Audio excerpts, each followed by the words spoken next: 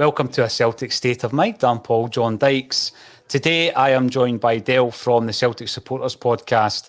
And I felt it was a good time, Dale, actually, to come on and say thank you to everybody who's involved in the fundraising and everybody that's made a donation. We're now sitting at £14,710. Incredible, isn't it?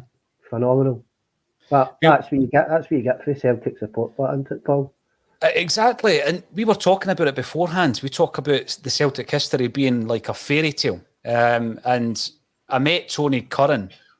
I was almost about to say Tony Haggerty because he's sitting just across there from me.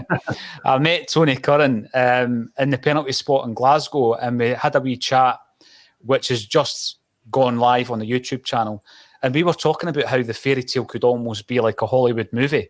And I actually believe that, right? And the chat around about that, I remember about 15, 20 years ago, and I think it appeared in the Irish Post. There was a story that Peter Mullen had written a script, and it was called Paradise, and it was about Celtic's formation. And Brother Walfred was going to be played by Daniel Day-Lewis.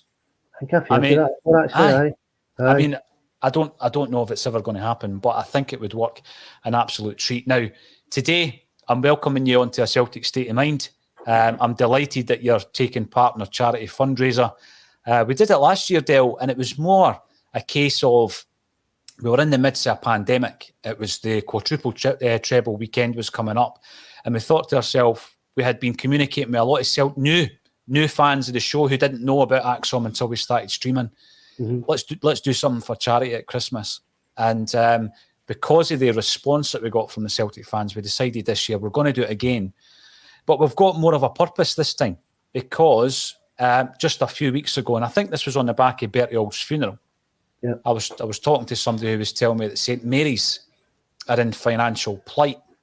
Now, you know, as the words of the song so famously sang by Bertie goes, if you know the history, and it's time for us to do something for the birthplace of Celtic. What's your thoughts on that? Aye, certainly as mate. As far as I know, the church is, I think, the second oldest in Glasgow, 1842. You maybe correct me on that, but obviously it's where the club was founded. I done a wee bit of research on it earlier in the day just because I knew it was coming on.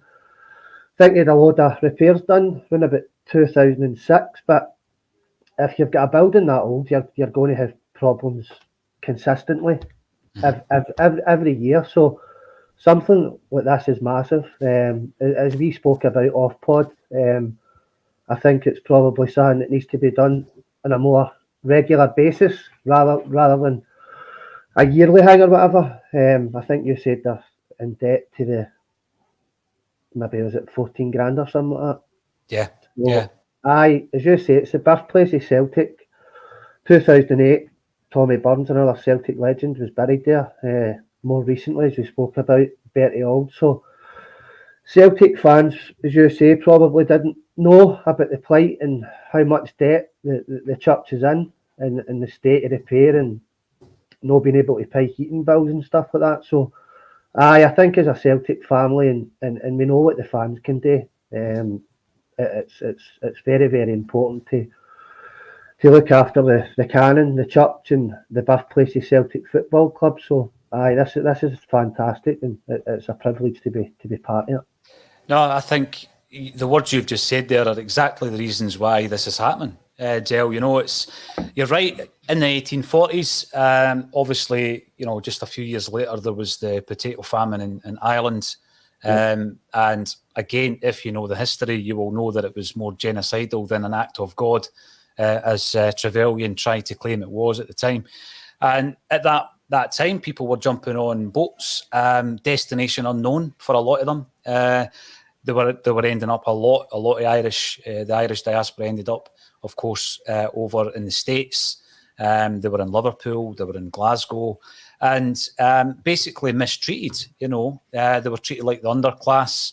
And 40 years after the potato famine, you know, it was still the case. So in and around the East End of Glasgow, you've got a group of people who followed the lead in many ways of some of the other clubs in Scotland and further afield and thought, it's time for us to set up a football team for charitable means. And that was constituted, as everybody knows, in November 1887. And it was in the St. Mary's Church Hall, which is no longer there, sadly. That's been demolished not that long ago, but the chapel itself is there.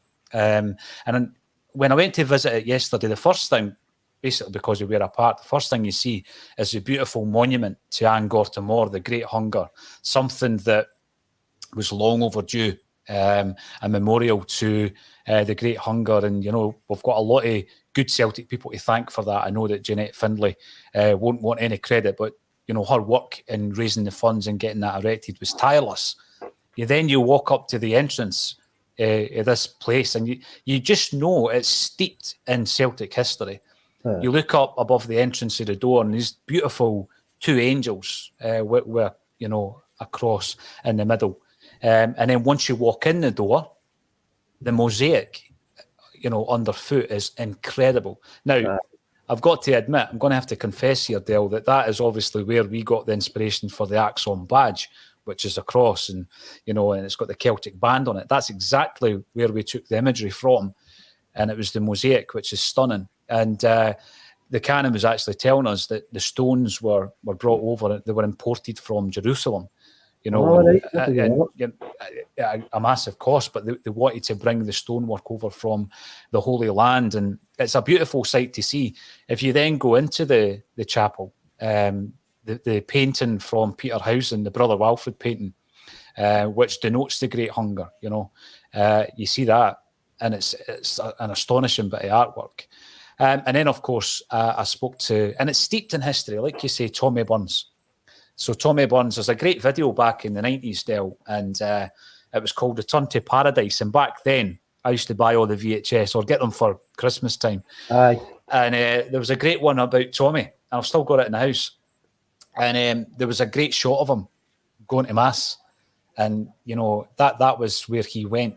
And that's where he decided that he was going to go on his final journey. And I think at that point, what Tommy was telling us, he was giving us a message back then, wasn't he? I mean, he was giving us a message that this place is important to Celtic Football Club. It's important to the supporters.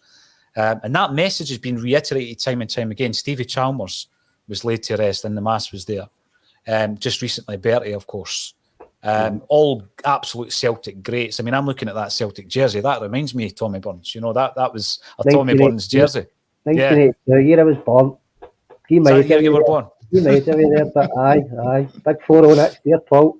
Oh, brilliant, mate. It's not painful. Trust me, it's not painful. You just get a lot of kind of younger Celtic fans calling you a Celtic da. You just got to start living with that, mate. That's the only thing. Can't get away with it anyway. I take the two boys, so I say like that anyway. And proud of it, man. And proud of it. Definitely. And then in between times, the 125th celebration, of course, was at St. Mary's as well. And the canon actually said yesterday that it suggested to the club that, if the Mass was going to get you a result like it did the following day against Barcelona, perhaps they should say a Mass before every single game. Because that was something of a miracle that night. But, incredible. But it was so sad as well, though, because, I mean, there's this rich tapestry of history between Celtic and St. Mary's. It was so sad to find out that they are in financial distress. And I was saying that to you before I came on there. Even thinking back, I was an altar boy at Sacred Heart. And I know there's a Sacred Heart in Glasgow, but this one was in Pennycook in Midlothian. And even then, you got a little bit of an insight into how the priest, his name is Canon Jackson, how they live their life. And it's very simple. There's not much in the way of luxuries or finances, etc. But all these years later, I kind of hoped and thought that things might have developed a wee bit. And it simply has not. But worse than that is the fact that, again, I took it for granted that some kind of agreement will have been made between maybe Celtic and St. Mary's that this situation couldn't possibly occur, but it has. So when I heard that, and I was shocked as well. That's me actually just hearing that for you today. And it's an absolute no-brainer for me. For where the club was born, it actually makes me feel a wee bit sick at the thought that Celtic don't give anything to the church. I can't understand why, to be honest with you. And hopefully a wee bit of publicity for the fans will maybe get their arse in gear to do something. But as we all know, we tend not to listen to the fans. It's been shown quite a lot in recent times. But silence won't get us anywhere, Paul. So hopefully something will happen. Obviously, you are doing brilliant with what you have raised today, and if how many Celtic fans are watching this today, something might kick into gear. You hope so. I think when I look at the Celtic support, what I realise, Dale, is there are many, many others out there who know a hell of a lot more about Celtic than I do. And I've learned that from day one. And I'm always trying to learn more and more about the club. But the people that I know that have got their ear to the ground in and around the East End, you know, a few of them are aware of it. But I think it's one of these things where they don't want to maybe even embarrass St Mary's into a situation like this. And I think we've just got to draw a line under that and say, well, listen, I don't mind publicising it, because Acsom certainly does not mind publicising it. And if we're able to do something this weekend that deals with the immediate financial issues of the church, brilliant. And then moving on, like you were saying there, let's put something in place whereby maybe even if 3 times a year there's something that Acsom can do and the contributors and the audience can chip in, then we can maybe get them back on an even keel. And hopefully, maybe other people will take notice. Maybe they'll realise that perhaps they should be doing something a wee bit more as well, Dale. But absolute pleasure to have you on. Like I say, that jersey is an absolute classic. And another man who wore that jersey will be in the studio tomorrow, and he'll be part of the broadcast tomorrow. And that man is Frank McGarvey. Aye, Frank, aye. I watch his stuff. I've had Tommy on the podcast, actually. I watch his stuff. Frank's a good man. I'm hoping to get him on myself in the coming months.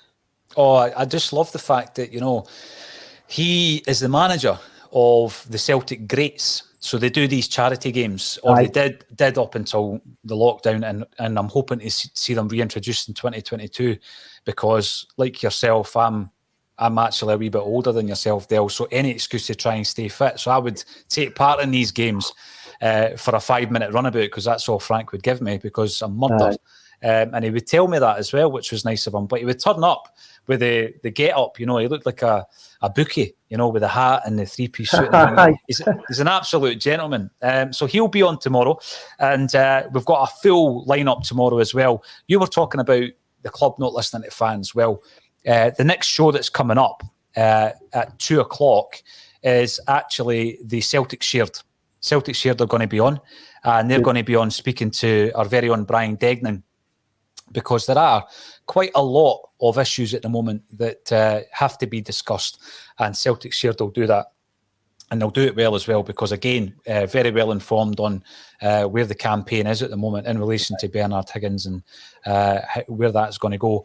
What I want to do, I want to find out a wee bit more about yourself. You've told us your age, so you're 39 years of age. Yeah. What was your Celtic team growing up? What was the team that you look back on?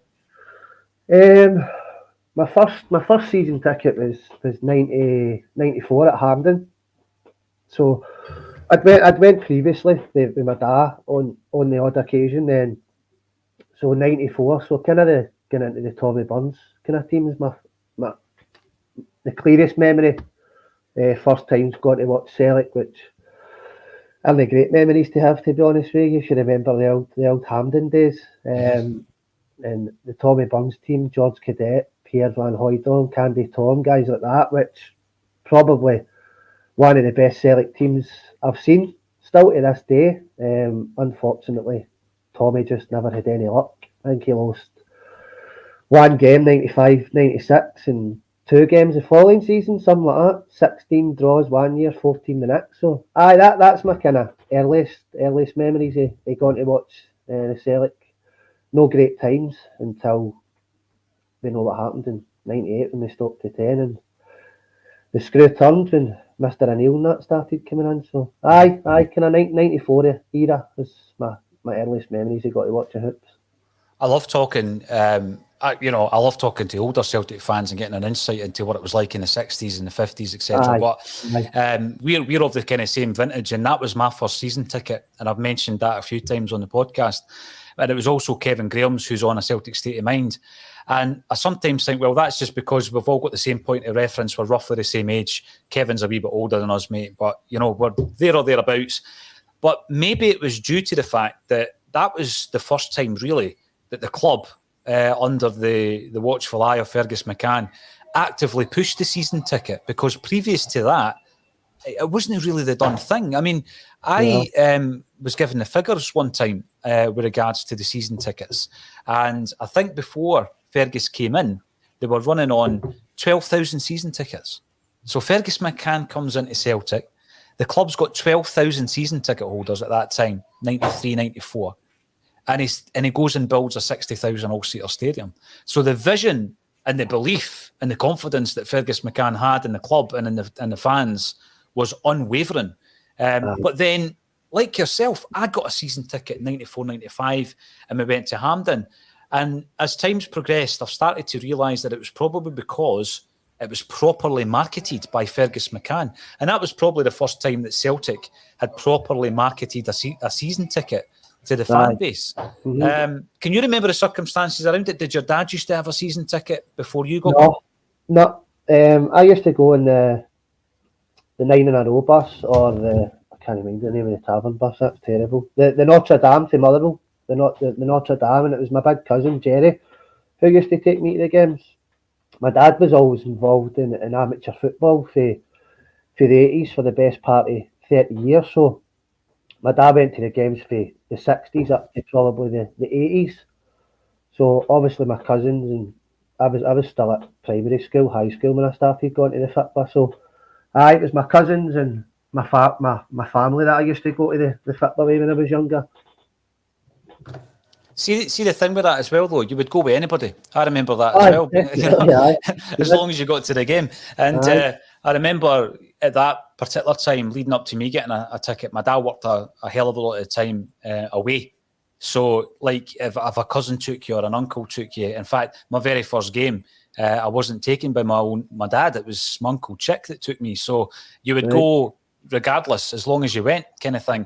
And I was obviously travelling in from Fife. So you then end up going and travelling on supporters buses as a 13, 14-year-old kid, which in itself is an education, going through with 20 hairy-arsed guys every week to Celtic Park. And, and you would go home and think to yourself, right, everything I've just heard, that's a once or a twice a week event, because you didn't really hear that kind of language or those kind of stories at home. But it was an education, and I wouldn't have changed it. No, near the dark. See, when you look at that, the Hampden season, it was a very dark kind of time, because I think that you thought Fergus McCann came in, there's the magic wand, everything's going to be all right. But there was this period, the first thing they had to do was sort the stadium out. So we were basically lodging at Hampden, Queen's Park and the SFA were no friends of Celtic, I think Fergus McCann said. And we didn't even have the freedom to fly the tricolour at Hampden during that season. But it did end with a trophy. When we beat Airdrieonians 1-0, Big Pierre, 8 minutes, cross Batosh McKinley, it's incredible, because when you get older, your memory's never as good as that, Dale, is it? I mean, it's in there when you saw it all those years ago. I thought at that moment, this is a turning point. Tommy's going to win us the league. Is that what you believed? 100%. And the players I mentioned earlier, the likes of Di Canio and Pierre and Cadet, and even the likes of McKinley, Tommy Boyd and guys like that, it was a fantastic team, absolutely fantastic team. But at the time, across the Clyde, Postecoglou had the likes of Andy Gorham and all the English contingent coming up, and whether we like to say it or no, they were a very good side as well. But when you look back on it now and the squad of players we had, it's heartbreaking that TB never got a league title back then.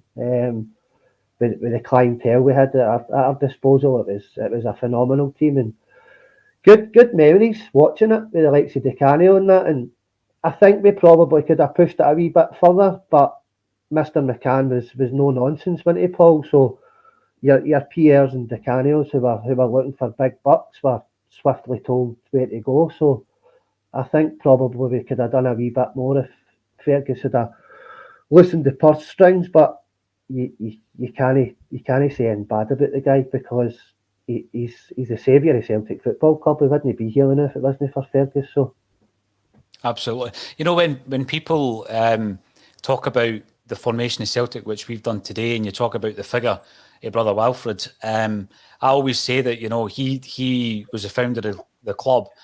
That's maybe a bit lazy because there were other people involved, of course, but Brother Wilfred's the figurehead of that. And then, you know, Jockstein made Celtic what it is in terms of a European renowned name. And then Fergus saved us. And I know that in between those three figures, there has been hundreds and hundreds of people involved in making Celtic a success. But I think in terms of, you know, figureheads, those three are, you know, for me, absolutely incredible. We can't thank them enough. The only thing that I would say as well with Tommy is he played football in a style that I think Ange Postecoglou wants to play. I think Ange wants to play the same style. Aye, you're possibly right. I was on a podcast last night talking about Ange, and I'm all in with him. I love him. He's totally transformed the club, but I worry a wee bit about his attacking football and his formation to a certain extent. Obviously, a massive overhaul in the summer there. I think we brought in 12 players, and I think January's going to be massive to decide where the league title goes. But I like the way his thought process is, that he's just going to attack all the time and win games that way, high scoring games. But I worry a wee bit going into January, February, March that he's going to be stubborn and no change it up. And I kind of always look back to a Betis and Leverkusen game that even at 2-2 you can qualify for the Europa League after Christmas, and it brings some riches, more so than the Conference League will. And I don't understand why as a manager he can't just adapt in a game like that and go five at the back, put four in the middle of the park and go one up front and maybe try and see the game out. But I don't think his philosophy is going to change, which I respect, but it rankles with me a wee bit as well. I think if you're going to be a manager at a big club, you need to adapt to certain situations and certain games, and I don't think the big man's going to do it. I don't know what your thoughts on it are. Well, every time he's asked the question, I think he's getting less and less patient with the answers when a pundit asks him about adapting and changing his style. The last one was about chasing rabbits. I just think he's getting to that stage now where he's thinking, stop asking me this because I'm not going to change. And by the way, when it comes down to the way that Tommy played, you know, in many, many ways, I didn't want, obviously, Rangers to continue winning the leagues as they did at the time. But it is one of the best memories I've got as a Celtic fan watching Tommy Burns' team. And I think no matter what happens with Ange, we're going to be left with some incredible memories. We've already got, you know, that front line, which is so exciting. And after last year, where we were watching players with undoubted talent, and I'm going to go back to Tommy Burns on this as well, undoubted talent, but they had that modern, and I'm going to use the word mercenary about them, the attitude of, right, yous are just an employer. I'm going to use you for everything I can, and I'm going to go to a bigger stage. It is mercenary, but, you know, who was the first mercenary that Celtic suffered? It was probably Maurice Johnston in 1989. You know, people might say Charlie in 83, but, you know, Charlie Nicholas tells a different story about that transfer and how he actually would have stayed at Celtic. They couldn't get him out the door fast enough once they seen a figure that was, you know, £750,000 in the early 80s. But as long as he stays at the door now. Well, this is it. I mean, you've got to separate the footballer from the pundit when it comes to guys like Charlie. And I think that Tommy was dealing a hell of a lot with the mercenary. You know, Peter Van Hooijdonk, I called him Peter there, Pierre Van Hooijdonk, whose agent had sent his tape, his showreel to every club, every top club in British football. Celtic took a chance on him, you know, and by the time he left the club, He was a completely different player, entirely different player. Cadet and Di Canio. Again, Di Canio was playing reserve team football with AC Milan. Obviously, he had some pedigree. Cadet, we knew all about Cadet when he came with Bobby Robson's Sporting Lisbon team. Mm-hmm. But at the end of the day, they were mercenary. They were basically using Celtic. And Tommy had to deal with that, and that didn't come from Tommy Burns' era, because I'm thinking Tommy, Peter Grant, Paul McStay, Roy Aitken, guys who had long Celtic careers, who were loyal to the club. And that kind of rankles with me a wee bit as well. What I'm going to say is, in the future, at some point, Dale, would you come back onto Acsom as a guest? It would be great to have you back 100%. On. I would love to, mate. I would love to come back on. Could you tell everybody tuning in where we can find you? Where's your podcast? Where are you on social media? Just on YouTube, Celtic Supporters Podcast on YouTube. At Celtic Podcast 67 on Twitter. I normally get a video out every 2 weeks, just interviewing Joe Boggs, just your normal Celtic fan, talking about when they started going to the fit band, their journey for their earliest memories right up to most recent times. So, it's a good wee watch. It's a hobby. Enjoy it. Talk about Celtic all day, every day. So, I really enjoy it. So, if anybody's want to hear real stories for real fans for the scheme, that's what you'll get if you watch mine. Brilliant. No, all of them are laughs. They have a few shandies in most of them, Paul. So I'm just on the tee today. I'm just on the tee, but I'm on this, mate. I'm going to work soon. So. Oh, brilliant! Well, thanks for joining us. We're doing it for a good cause. We're doing it for a cause that brings us all together. And we have our disagreements and we have our debates, and we do it even within the Acsom team, never mind anywhere else. But one thing that always brings the fans together is charity and community. And that's exactly what we're all about today. Let's have a wee update on the fundraiser just now. And we've actually just, it's obviously been a successful show, mate, because we've just burst through the 15 grand mark. So Brilliant. Our target was £10,000. We're already 150% of the way through that. Brilliant. Thanks very much for joining us. Follow Dale on YouTube and on Twitter, and we'll definitely have you back on the show, mate. Absolute pleasure, mate. Take care and well done for the day. You should be proud of yourselves. Well done, guys. Good man. Take care.